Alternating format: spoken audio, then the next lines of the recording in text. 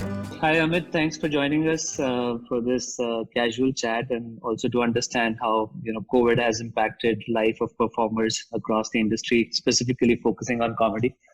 Special thank you to you for you joining us at such a short notice, which is usually difficult with the schedule. So I guess maybe we could start the conversation by understanding how this has been for you personally. When you heard about the first lockdown, how did that change life for you? Given that you're on a plane or in a car every day of the week. It's been a mixed experience so far.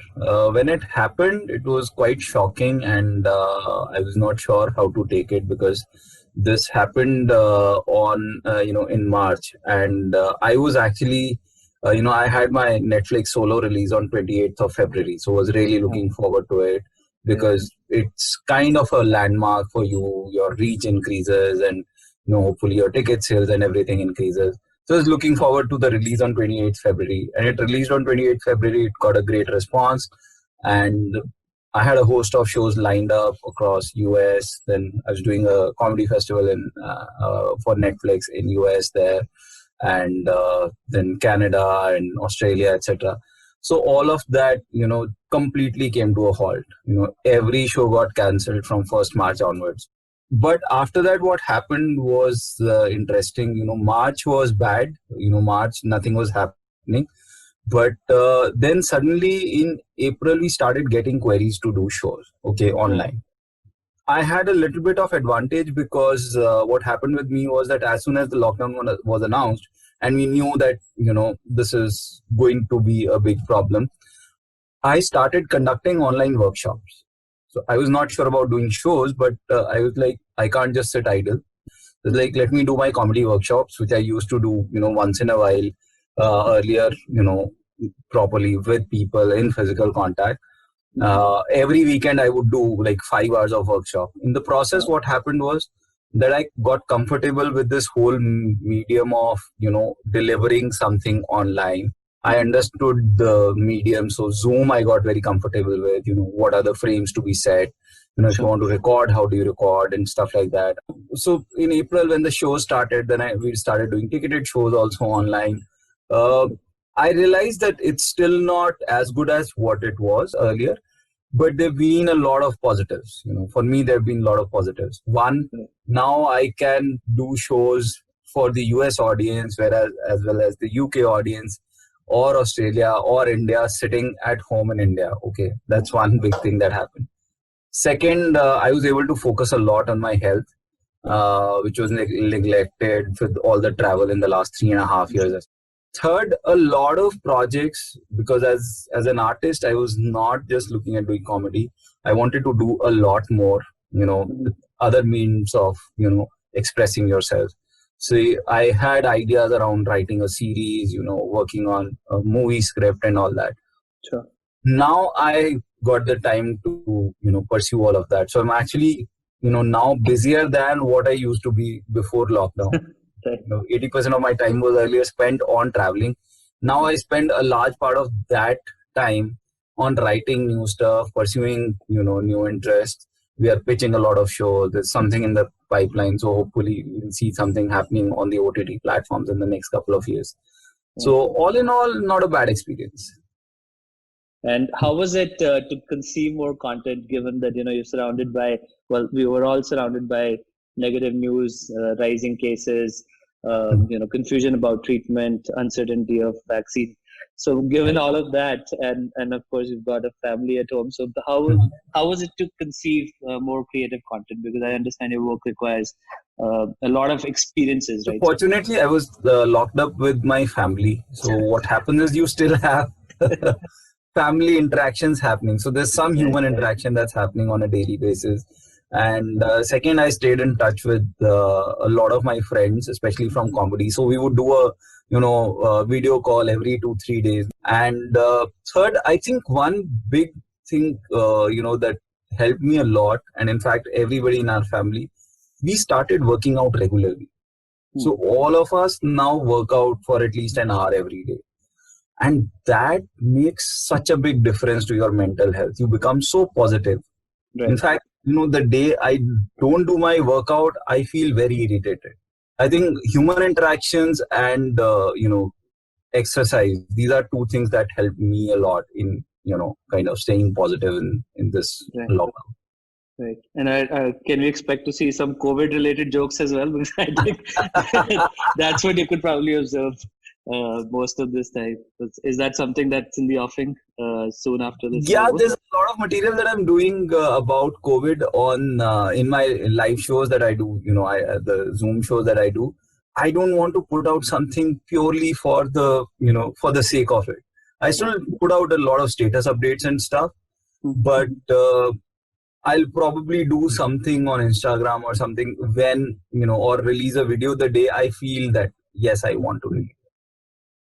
How has it impacted different different sort of pedigree of performers in comedy, for so to speak? I think for newcomers, it has been a big challenge. The people who are ticket sellers and the people who are not ticket sellers. Okay, Right. that's how we look at it in comedy. So ticket sellers still have a certain audience online. Okay, so they are able to put out their thoughts, do shows and things like that. But people who are not ticket sellers are really struggling, because earlier they could go to clubs that would sell some tickets. Even if it is 20 tickets, you would perform in front of 20 people. That's gone away for them. A lot of writing work that used to come to them has kind of stopped. So in the comedy community, unfortunately, a lot of people who moved to Bombay, to start their hustle, their struggle, have gone back to their homes. That's something that has happened with a lot of new comedians.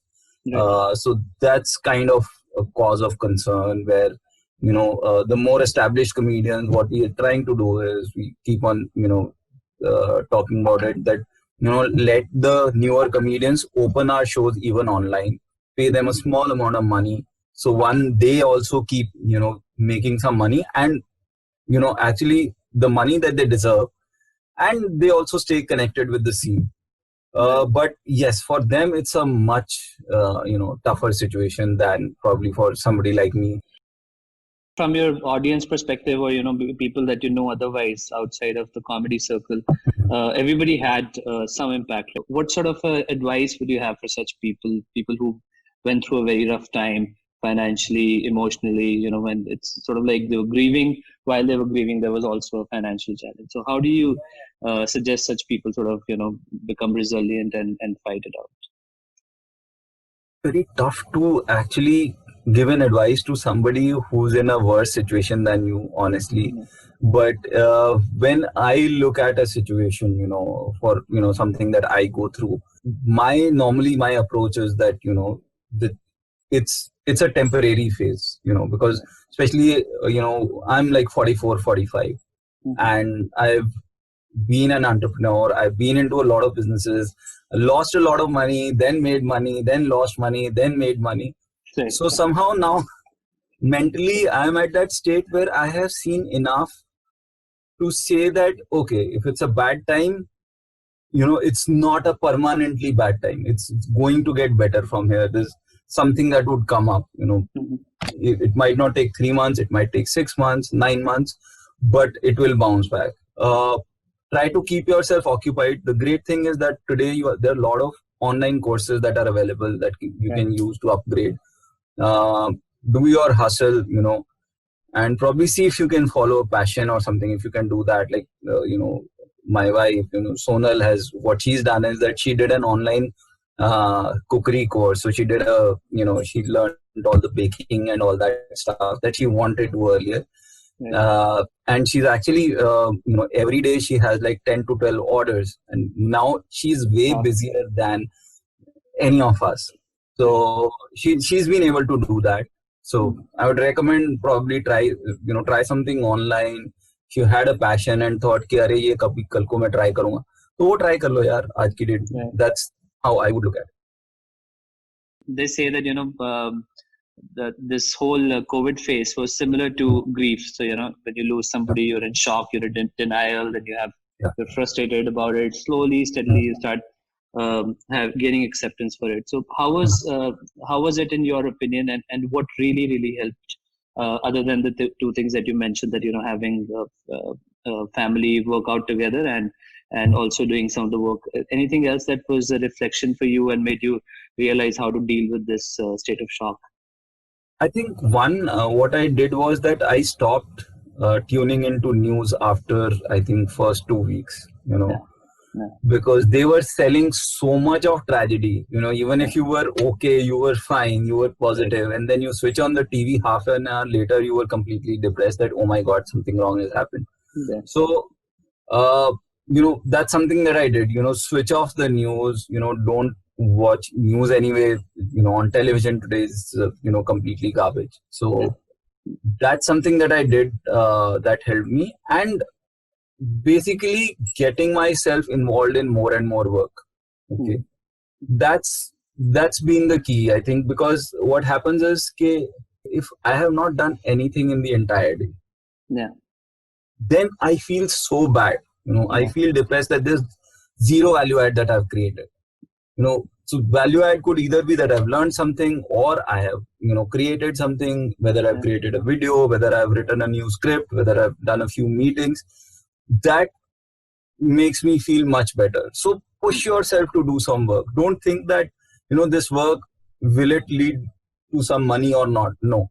It could just be writing out stuff, or, by that end of the day, beginning of the day, make a list of work to do. right, And then end of the day, you look at the list, and if you can tick off half the items, I yeah, think you feel satisfied somewhere. right, right, No, it's very important. I've seen, one of the biggest examples that I see is Roshan Abbas. Roshan runs probably one of the largest event management companies in India. mm-hmm, And events is like a completely, it's a live business. yeah, And it died the day Corona started. Like yeah, it was as bad as travel, because right, events happen, you basically have to book hotels, you get people and all. sure, It almost completely died online. But mm-hmm, I think by March second week, Roshan was spending 8 to 10 hours every day on his computers, figuring out ways what they can do. So they started doing a lot of online events for their clients. yeah, I've been in shows where he's hosting. I have performed. He's hosting every weekend. They've conceptualized something for HP where they would do weekly events for them. He got into podcasts, so he started getting a lot of people on podcasts. Probably one of the busiest guys around right now, mm. from an industry that completely died at the beginning That's of very pandemic. interesting. So you got to just throw yourself out there and say, "अच्छा मैं काम ढूंढ लूंगा, कुछ ना कुछ ढूंढूंगा, कैसे? How can technology enable my industry in one way or the other?" Right, right, So those are the people who've done well. yeah. Mhm. Did you at some point in time hit that COVID fatigue where you're fatigued from being positive and overly hopeful? So, yes, that's a cyclical thing. I think every 15, 20 days, there will be 2 days when you will be completely down that, oh my God, it's been 5 months that I've not eaten in a restaurant. I've not Right, taken a flight, mm-hmm, those things you would miss, right, that cycle happens. And I think that's where, there's nothing that you can do. Just have those 2 bad days, just sit down. Then I would watch a lot of TV for those 2 days. I'll not pick up my phone a lot. And there, I think the family helps a lot, because you have somebody to talk to. Your spouse can sense, that, you are down. So, one of you has to be like, acha, what happened? This, that, bring you back up. Then the other one, it's mm-hmm, better that you go down in cyclical manner. right, What we try to as a factor is that every night we play Ludo for an hour. right, It's so much fun that you sit with your family and you just play a game. It could be any game, but right. just for that 1 hour, you forget about everything else, and that's something that kind of brings you back. So, wo rahega. You'll always That, have that, those days and when you suddenly miss that. Oh my God, not getting all that, applause, or going out. I missed just going out and standing at that Golgappa wala and eating those pani puri. right. That will remain, I think. And given that majority of your fan following is people who are married and probably have kids, anything that was insightful and how to sort of handle, because I think sometimes the relationships also get overbearing, right? Everybody is Yeah. driving, spending so much time together, driving each other up the wall. Probably they were not so used to having each other around. So anything that you think was particularly helpful in the way you were able to manage relationship with the spouse and then with your kids? I think fortunately we are at a point where we've crossed that boundary of formalities as a couple. Okay. Mm-hmm. So we would tell each other that we need time away from each other. So we consciously, even when we go for our walks, so within our society, we don't go there together. We just walk separately because we understand, both of us understand that, you need some me time. You can't just expect to be together all the time. It doesn't work. So there's no pressure of doing everything together. We need those 5-7 hours every day away from each other. And that's very important. That me time, you need that. So. And it is usually said that humor is one of the best ways of dealing with stress. You obviously have helped a lot of people. What are some of the other ways that one can de-stress themselves and be hopeful and happy about life? I think for me, it's largely been the things that I've talked about. The work and, the family, interacting with the family is very important. Interacting with your friends are very important. These days what's happened is a lot of times we don't pick up the call and call up our friends easily. We don't take that ownership that, okay, even if I call him at 2:00 in the afternoon, I don't give a damn, he will pick up the call. We stop doing that. Just call up your friends, talk to them for half an hour. That makes so much of difference. That makes so much of difference. We are now scared of reaching out. That's what I've felt sometimes. We think twice before, अरे इसको call करूं नहीं करूं, कर लो यार, ज़्यादा होगा नहीं उठाएगा. That's something that, at least I feel makes a big difference, where you can pick up your phone, talk to people and be a little bit more open, because that's something that I feel again. And with social media, what happens is that there's so much pressure to look happy. अभी तुमने Instagram पे 5 happy वाली photo डाल दी, you can't call up your friend and say यार मैं depressed हूं.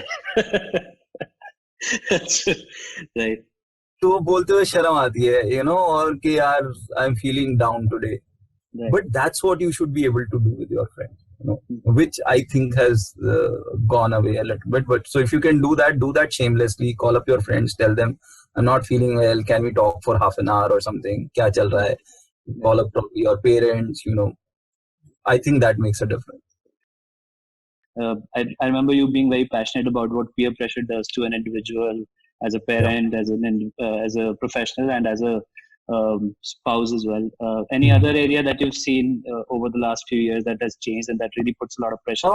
I think this, again, a lot of our life today comes around social media validation. And that's the major problem, where, on one side, people are saying that we should, you follow your passion, follow your heart and this and that. But sometimes just to do that, you end up driving yourself away from people. Okay. Trying to get that validation, because in Bombay, it's very interesting. I see sometimes that, there's this whole culture of moving out of parents' house at a certain age. Okay. And sometimes I wonder why. Why do you need to move out of your parents' house? So some people want to, it's okay, your decision, I respect it. But a lot of times people do it because a lot of other friends, have started. And then what happens is, in the process, you start feeling lonely, when you don't have anybody around, when you come back home. It's always, as a person, I think that's something that we all want. We want somebody in our life to pamper us. If not every day, like once in a while, pamper us. Okay. By living alone, you take that away.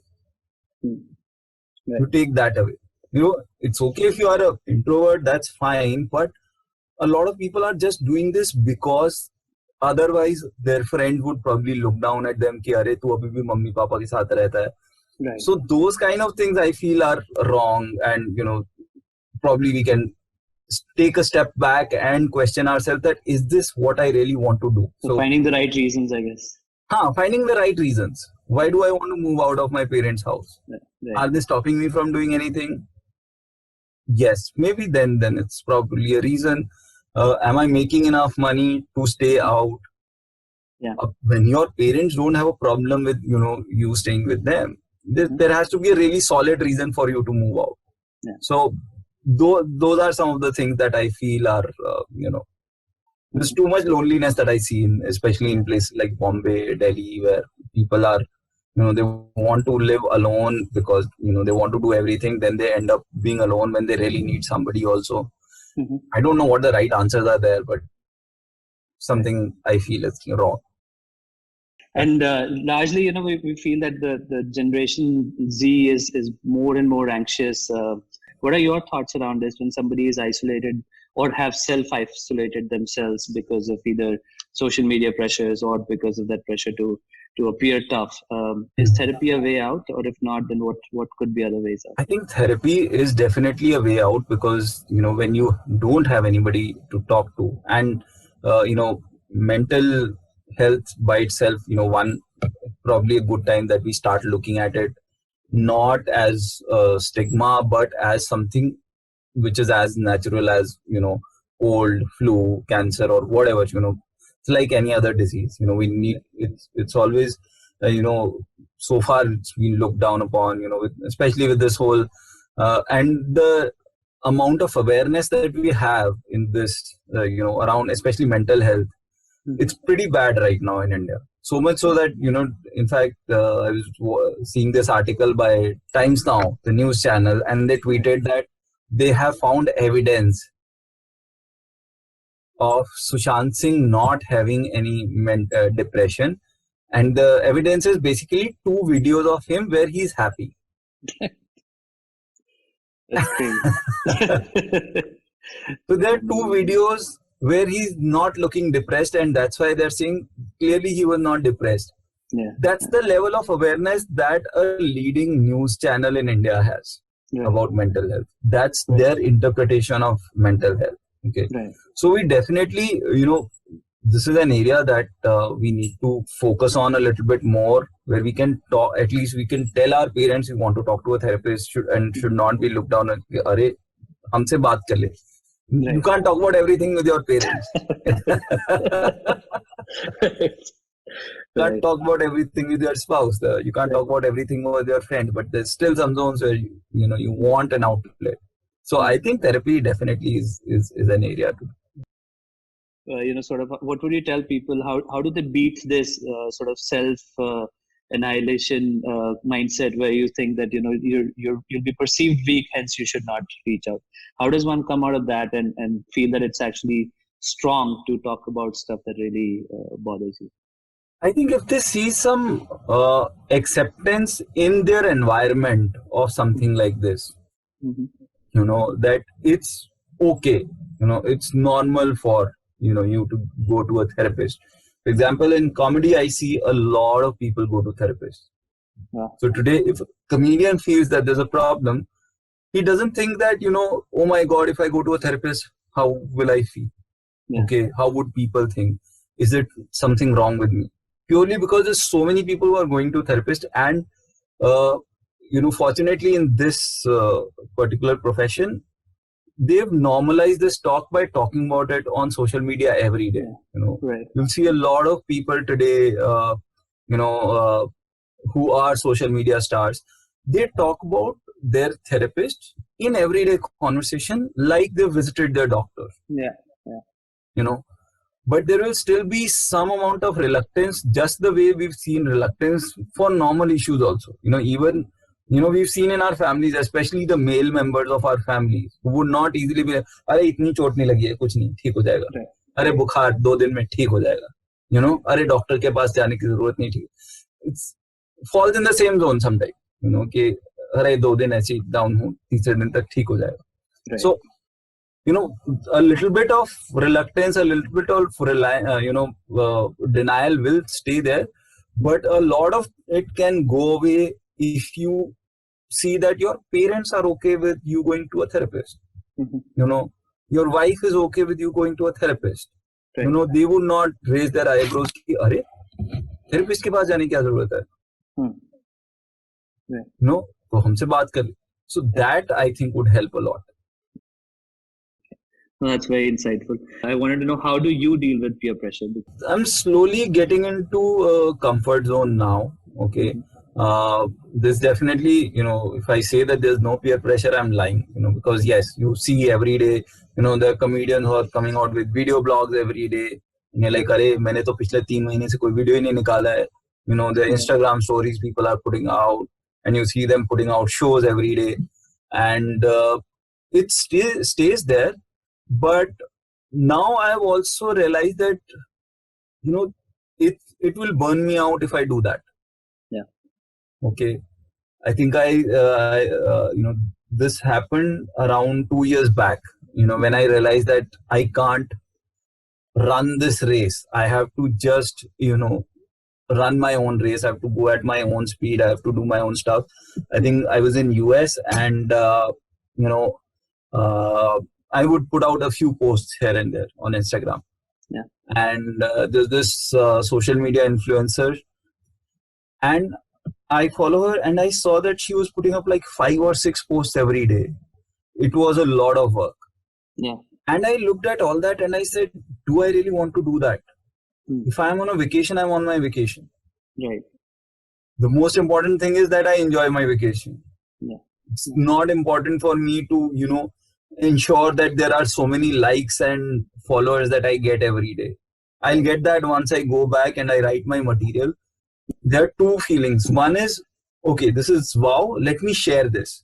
Right. And the other is, okay, I need to say something about this because I have not put up a post today.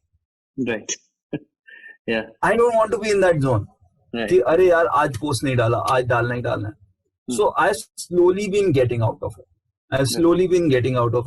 I still have that pressure, from especially my agency and all that, your social media numbers are not too great, which they are not. Okay.